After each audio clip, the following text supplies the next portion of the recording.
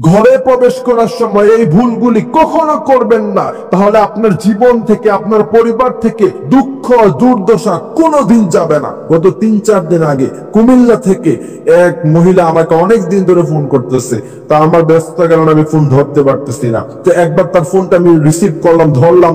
তো তিনি আমাকে বলছেন যে হুজুর, আমার হাজবেন্ড বিদেশ থেকে অনেক টাকা সে ইনকাম করে, কিন্তু আমাদের পরিবারে কখনো অভাব অনটন দূর হয় না। মানে যেই জায়গায় টাকা লাগার কোনো দরকারই ছিল না, হঠাৎ করে সেই জায়গায় টাকা লেগে যাচ্ছে, এমন হয়ে যায়। এমন অনেক সময় কিন্তু আমাদের পরিবারে। কিন্তু প্রিয় ভাইয়েরা আমার, আপনি বুঝতে পারতেছেন না যে কি কারণে আপনার পরিবারে বারাকা নাই।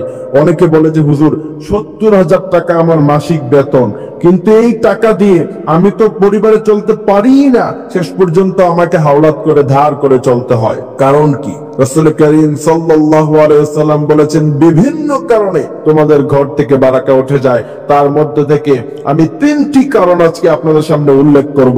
প্রথম নাম্বার ভুল হচ্ছে, আপনি যখন ঘরে প্রবেশ করবেন, ঘরে প্রবেশ করার সময় যদি আপনি সালাম না দিয়ে প্রবেশ করেন, মনে রাখবেন তাহলে আপনার সেই ঘর থেকে কখনো দুঃখ দুর্দশা যাবে না। কারণ হচ্ছে রাসূল করিম সাল্লাল্লাহু আলাইহি ওয়াসাল্লাম বলেছেন, ঘরে প্রবেশ করার সময় যদি কেউ সালাম দিয়ে প্রবেশ করে, সেখান থেকে শয়তান দূরীভূত হয়ে যায়, আল্লাহর রহমত সেখানে নাজিল হয়ে যায়, ফেরেশতারা সেই ঘরের মধ্যে ঢুকে যায়, ফেরেশতারা সেই ঘরের মধ্যে চলাচল শুরু করে দেয়। সুবহানাল্লাহি ওয়া বিহামদিহি সুবহানাল্লাহিল আযীম। এই জন্য প্রিয় ভাইয়েরা আমার, ঘরে প্রবেশের সময় অবশ্যই সালাম দিয়ে প্রবেশ করব।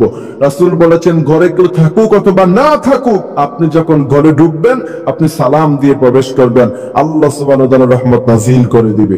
সুবহানাল্লাহি ওয়া বিহামদিহি সুবহানাল্লাহিল আযীম। দ্বিতীয় নাম্বার, ঘরের দরজা বন্ধ করার সময় আউযু বিল্লাহি মিনাশ শাইতানির রাজিম পড়ে তারপর ঘরের দরজা বন্ধ করবেন।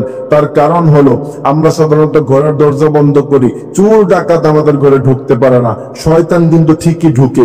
রাসূলের হাদিস থেকে নেন, যদি আপনি ঘরের দরজা বন্ধ করার সময় আউযু বিল্লাহি মিনাশ শাইতানির রাজিম পড়েন সাথে সাথে, তাহলে চোর ডাকাত যেমন আপনার ঘরে ঢুকতে পারবে না, শয়তান এবং জিন্নাত আপনার ঘরে ঢুকতে পারবে না। সুবহানাল্লাহি ওয়া বিহামদিহি সুবহানাল্লাহিল আযীম।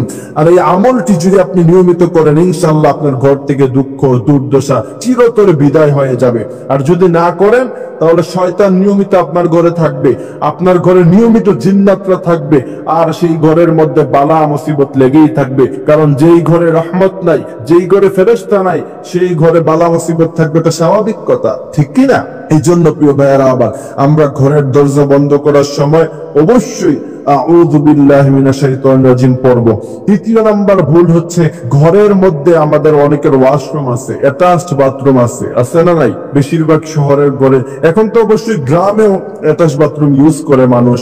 সেক্ষেত্রে ওয়াশরুম থেকে যখন বের হবেন, ওয়াশরুমের দরজাটা আপনি কিন্তু লাগিয়ে দিবেন। কারণ রাসূল করিম সাল্লাল্লাহু আলাইহি ওয়াসাল্লাম হাদিস থেকে স্পষ্ট পাওয়া যায়, এই ওয়াশরুমের মধ্যে, বাথরুমের মধ্যে খারাপ জিন্নাতরা বসবাস করে। এই জন্য আপনি যখন ওয়াশরুম প্রবেশ করবেন, আল্লাহুম্মা ইন্নী আউযু বিকা মিনাল খুবুসি ওয়াল খাবাইস, আবার ওয়াশরুম থেকে বের হওয়ার পরে গুফরানাকাল হামদুলিল্লাহিল্লাযী আযহাবা আন্নিল আযা ওয়া আফানি, দোয়াটা পড়বেন। যদি এই আমলগুলি আপনি করতে পারেন, ইনশাআল্লাহ সেই ঘরে কখনো দুঃখ দুর্দশা থাকবে না, মুসিবত থাকবে না।